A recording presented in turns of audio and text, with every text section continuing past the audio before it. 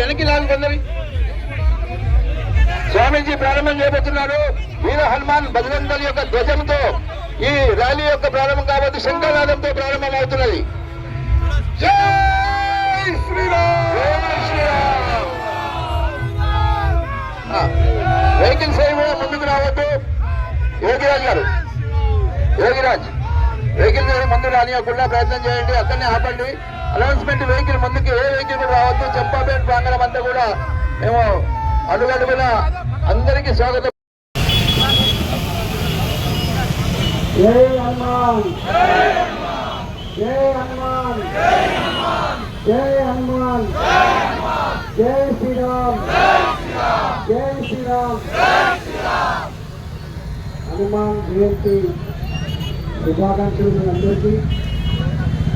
ఈరోజు దేశవ్యాప్తంగా మరీ ముఖ్యంగా హైదరాబాదులో బ్రహ్మాండమైనటువంటి శోభయాత్రలు నిర్వహించి మరొకసారి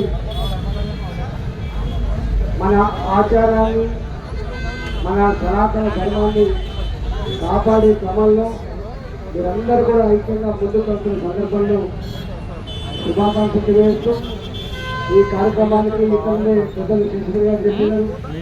మా ఎమ్మెల్సీ ఏవేరెడ్డి గారు, రంగారెడ్డి గారు, అదేవిధంగా మధురెడ్డి గారు, గౌరవ కార్పొరేటర్లందరికీ పేరుపైన నమస్కారం తెలియజేస్తూ స్వామీజీ గారు ఈ యాత్రలో పాల్గొంటున్న సందర్భంగా వారికి కూడా అదే తెలియజేస్తూ భారత్ మాతాకి, భారత్ మాతాకి. శశి గారు ప్రారంభం చేద్దాం. భగవంతుడు మనందరికీ కూడా ఆశీర్వదించాలని కోరుకుంటూ జై జై శ్రీరామ్, జై శ్రీరామ్. ఈనాడు చారిత్రాత్మకమైనటువంటి కర్మన్ఘట్ దేవాలయం నుంచి శ్రీ వీర హనుమాన్ యాత్రను మనం ప్రారంభం చేసుకోబోతా ఉన్నాం. పూజ్య డాక్టర్ కాంతేంద్ర స్వాముల వారు పూజా కార్యక్రమాన్ని ఇప్పుడే నిర్వహించారు.